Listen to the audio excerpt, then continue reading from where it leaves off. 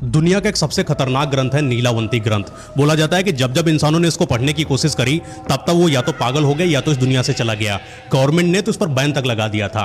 लेकिन जब आप नीलावंती ग्रंथ को पढ़ते हो तो आप भूत प्रेतों की बातें समझने लगते हो, पशु पक्षियों की आवाज समझने लगते हो, खजाना कहाँ गड़ा है, रहस्यमय चीजें कहाँ पर हैं, भूत प्रेत बैताली आपको बताने लगते हैं। नीलावंती एक्चुअली थी कौन? एक लड़की थी छोटी जो एक गांव में रहती थी। इसको कुछ नहीं पता था कि मैं कौन हूं। जब ये छोटी बच्ची थी तभी इसके साथ कुछ अजीब सी हरकतें होती थी। पशु पक्षी इनसे बात करते थे और भूत प्रेत आकर इसके कान में कुछ बोलकर चले जाते थे। धीरे धीरे बड़ी होगी 16-17 साल की।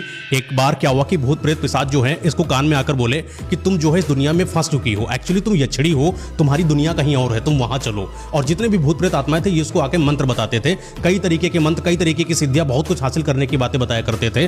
और ये लड़की क्या करती थी, उन सारी चीजों को एक किताब में लिख लेती थी, यानी कॉपी में लिख लेती थी। वही आगे चल के नीलावंती ग्रंथ बनी।